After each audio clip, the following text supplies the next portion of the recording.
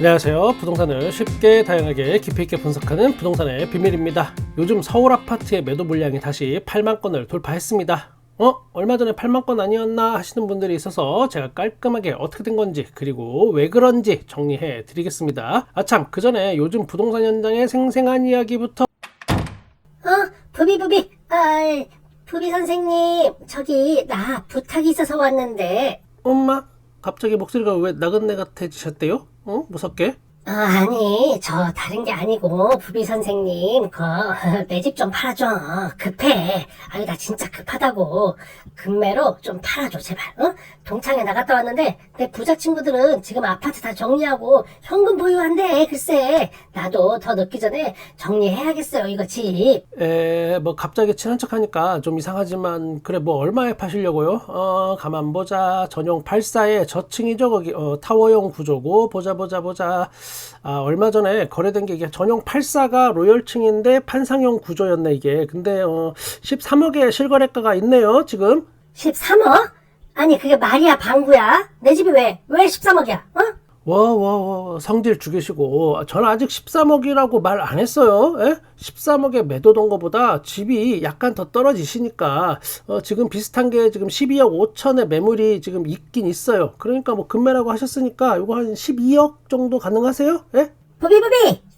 이놈의 복덕방 진짜 일 잘한다고 찾아왔더니 이게 뭔 소리 하는 거야 또. 12억에 못 팔지? 아니, 급매라면서요. 급하게 매도해야 되는 거 아니에요? 급매 맞지. 급하게 팔아야 하는 급매. 그냥 급매로 팔아달라고, 급하게. 그러니까요. 그럴 거면 지금 호가보다 몇 천 정도는 낮춰야 겨우 집을 볼까 말까 한 상황인데 지금. 아니, 그러니까 급하게 파는데 비싸게 팔아달라고. 급하게 비싸게. 뭔 소린지 몰라 이거? 뭔 소린지는 알죠. 근데 말이 안 되는 소리라는 거. 급매인데 뭔 호가보다 비싸게 팔아달라는 거예요 이거. 너 저기 뭐시기냐, 너 유튜브 하고 거기에 구독자들 있잖아. 구독자들 중에 좀 어리버리한 놈 하나 잡아갖고 내 집 좀 한 13억 5천 정도에 좀 팔아줘. 네 말이면 아마 다 믿을 거야. 만약에 네가 13억 5천에 팔아주면 내가 복비는 2배로 줄게. 2배 더블. 유튜브 그거 돈도 안 되는 거 왜 해? 이런 걸로 돈도 좀 벌라고 하는 거 아니야? 우리 집 네가 좋다고 홍보도 좀 하고 투자 유망하다고 옆에서 펌프질도 좀 하고 여기 주변에 뭐 대형 병원 들어온다고 구라도 좀 치면 너도 좋고 나도 좋고 뭐 다 그런 거잖아. 으이그 일 잘하는 우리 부기 선생님 부탁 좀 할게 내가. 호구 하나만 잡아봐. 제가 살짝 자극적으로 각색은 한 이야기지만 지금의 상황을 가장 정확하게 표현해 본 이야기입니다. 현장 이야기. 여기서 키워드는 급매지만 비싸게 팔아줘 이겁니다. 일단 오늘 하려는 이야기, 서울 아파트 매물 다시 8만 건 돌파. 왜 집을 팔려는 사람들이 이렇게 계속 늘어나나, 이 이야기의 50%는 제가 이미 설명 끝냈다라고 생각합니다. 급매지만 비싸게. 자, 그럼 8만 건에서 다시 7만 5천 건으로 살짝 내려갔다가 다시 8만 건을 돌파한 부분도 한번 짚어보겠습니다. 먼저 2021년 4월 서울 아파트 매물은 4만 8천 건이었습니다. 그리고 매물은 계속 줄어듭니다. 2021년 9월에는 3만 6천 건 정도가 됩니다. 그 다음에 2022년 2월 달에는 다시 4만 8천 건이 됩니다. 그리고 2022년 7월 달에는 6만 4천 개까지 늘어납니다. 그리고 다시 2023년 1월 달에는 4만 8천 개까지 또 줄어듭니다. 이후에 쭉 매물이 늘어서 2023년 11월에는 7만 8천 개에서 8만 개 사이 왔다 갔다 합니다. 그리고 다시 2024년 1월 달에, 올해 1월 달에는 7만 5천 개가 됩니다. 그리고 지금 다시 8만 개를 돌파하게 됩니다. 집을 팔려는 사람들. 그동안 서울 아파트를 팔고 싶은 사람들의 매물 개수를 확인해 봤는데 먼저 2021년부터 볼 필요가 있습니다. 2021년 상반기에까지 저도 엄청 바빴습니다. 뭐 집 보여주기 바빴고 매매 계약서 쓰기 바빴고 하루에 계약서 2개씩 쓰는 더블 걸리는 날도 있었습니다. 집 보여주다가 밥 먹는 때를 놓치기도 할 정도로 바빴습니다. 2021년 여름부터 살짝 매수세가 꺾인 걸 현장에서 바로바로 느낄 수 있었습니다. 요즘은 워킹 손님은 사실상 부동산에 별로 없습니다. 거의 다 일단 전화로 문의하고 예약하고 그 다음에 집을 봅니다. 저는 특히나 온라인 마케팅에 좀 집중을 했던 거기 때문에 더더욱 그렇습니다. 이때부터 서서히 전화 문의가 줄기 시작했습니다. 바로 부동산 폭등기의 정점 구간일 때 물량이 확 줄었다는 걸 볼 수 있습니다. 다시 정리하면 팔릴 만한 물건은 다 팔렸고, 이때 집값이 더 오를 것 같은 마음에 영끌족들이 집을 거의 대부분 사던 시기이지만, 부동산 폭등기 때는 집을 팔겠다는 사람이 그만큼 적어졌다라는 걸 알 수 있습니다. 더 오를 것 같으니까 집을 안 판 거죠. 물량이 이렇게 줄었습니다. 그때 부비TV의 장점 중에 장점, 바로 부동산 데이터만 말하는 게 아니고 실제 현장 분위기와 이걸 결합해서 해석하는 거죠. 이때 실제로 집을 내놨다가 막상 집이 이제 팔릴 것 같으니까, 집을 본 사람이 산다 그러니까 다시 걷어들이는 매물들이 많았습니다. 실제로 현장에 그런 집주인이 정말 많았습니다. 지금 안 팔고 1년 더 있다가 팔면 2억, 3억 돈을 더 받을 것 같았거든요. 사람 마음이 또 이렇게 간사합니다. 이때 저는 차라리 무주택자분들한테는 분양을 받으라고 이야기 많이 했습니다. 그때는 분양가가 지금처럼 폭등하기 전이었습니다. 그 당시에는 분양받는 게 무주택자에게 가장 좋은 기회였습니다.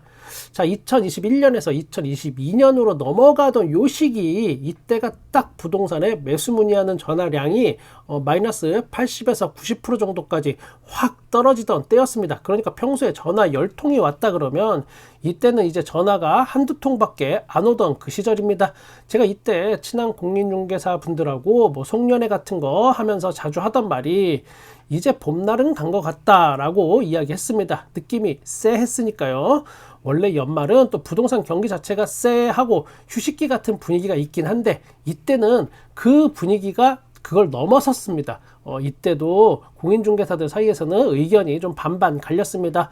봄이 되면 다시 풀어질 거라는, 경기가 풀어질 거라는 의견이 50% 정도는 됐습니다. 그러나 결과는 부동산 거래량하고 부동산 가격하고 이게 둘 다 추락하는, 하락하는 그런 상황이 발생했습니다.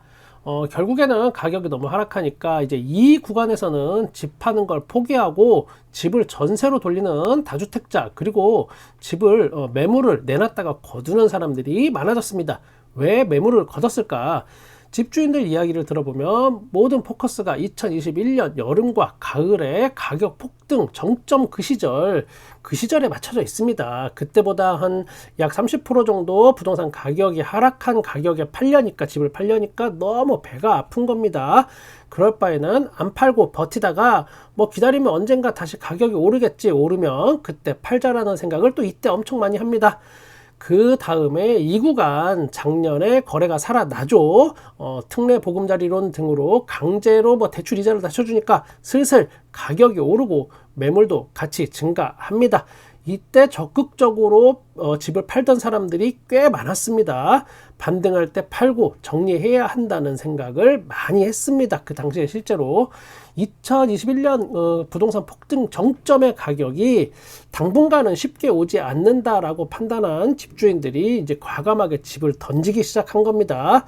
집을 본 사람이 가격이 좀 비싸서 머뭇머뭇한다 이런 이야기를 들으면 1,000만원, 2,000만원, 5,000만원까지 그냥 그 자리에서 팍팍 깎아 주던 그 시절입니다. 그렇게 부동산 반등기에 거래량도 약간 살아나고, 동시에 또 집을 팔겠다고 내놓은 물량이 이제 급작스럽게 막 쏟아집니다. 부동산에. 그리고 작년 가을쯤은 매물이 이제 최고에 쌓이기 시작합니다. 그런데 이때는 부동산 거래가 당연히 안 되죠. 또 왜냐? 가격이 오를 만큼 다시 올랐기 때문입니다. 이때부터 슬슬 이제 언론에서 전세 가격이 다시 오른다고 펌프질을 해대기 시작을 합니다. 이 당시에 제가 진짜 좀 어이없었던 게 전세 매물이 예전에 비해서 그렇게 상대적으로 많이 모자른 거 그거 아니었습니다. 그런데 언론에서 이렇게 펌프질을 해대니까 이제 집주인들이 언론을 보고 가격을, 전세 보증금을 팍팍 올려서 다시 내놓습니다. 거기에 또 이사갈 날짜가 정해진 그런 세입자분들은 쫓기게 되니까 다시 그 비싼 전세금을 주고 또 다시 들어가는 경우가 발생한 겁니다. 이 부분 저 정말 화가 나는데 제가 최선을 다해서 한번 설명해 보겠습니다. 왜 그런지.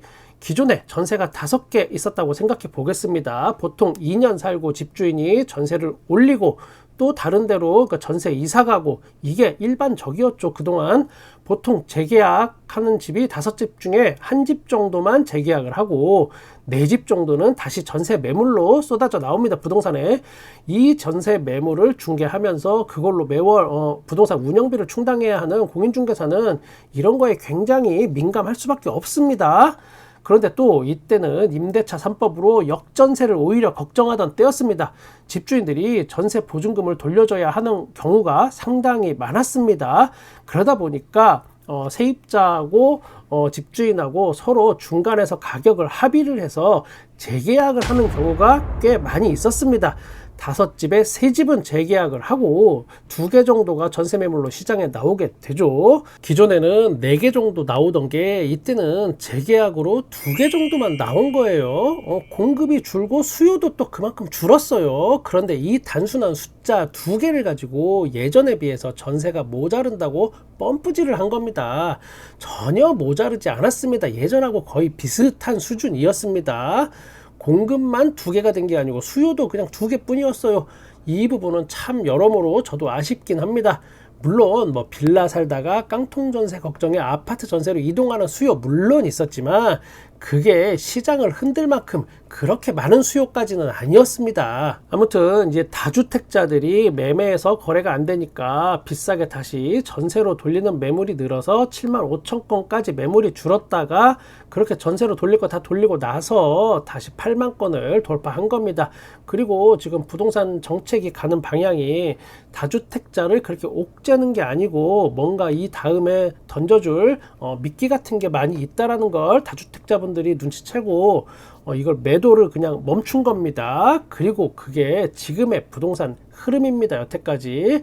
그래도 다시 매물이 계속 늘어나고 있다. 집을 팔고 싶은 사람. 제가 앞서 이야기한 각색한 이야기, 그게 지금 진짜 이야기입니다. 지금 데이터상으로는 서울의 아파트가 매매로 순환되기는 정말 어려운 구조이긴 합니다. 아무래도 매수세, 매도세 이거 둘 다 선거는 끝나고 보자 이런 생각이 현재 부동산 시장에는 많이 깔려 있습니다. 저도 역시나 좀 비슷한 생각이긴 합니다.